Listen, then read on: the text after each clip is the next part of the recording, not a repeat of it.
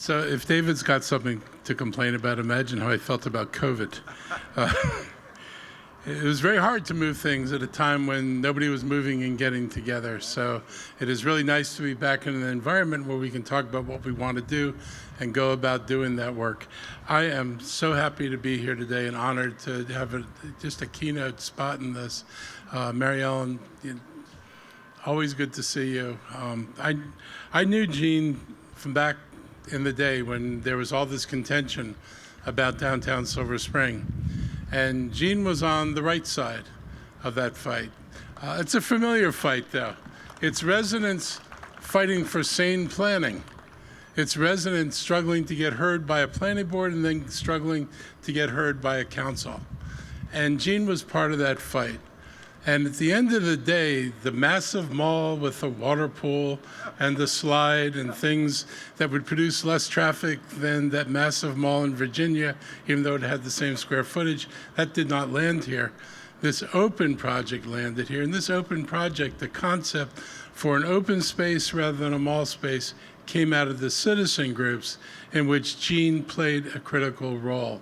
So Gene was part of bringing sanity to the life and design of Silver Spring, and I really do appreciate all the years we worked together.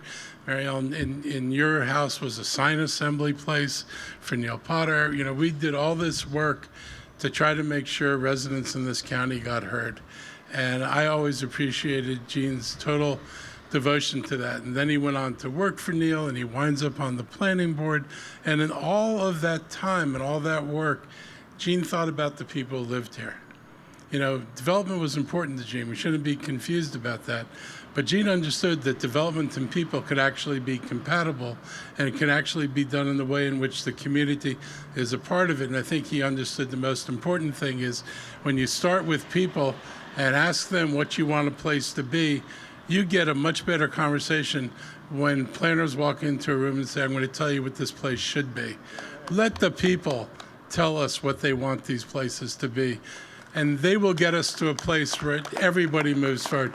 No one wants to stagnate. Nobody wants things to just stay the same. Most people for that don't support that. So I always appreciated Gene's leadership, and it was a pleasure working with him. And he worked with Neil Potter. He worked with Governor Glendening, who's going to be coming up next. And it just never changed his focus and his efforts. And he was, like I said, served on the planning board and unfortunately died way too young. And we didn't get the benefit from the full extent of his knowledge and what we could have done with his role on the planning board and his role in the community.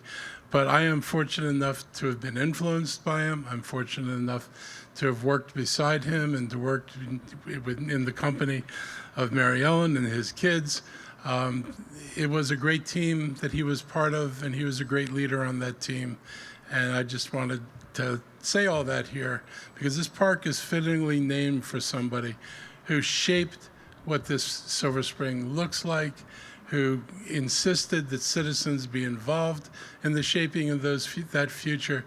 That is, to me, a really important trait, to understand that you can make progress working together, and that he was willing to take the lead on that and to get out front.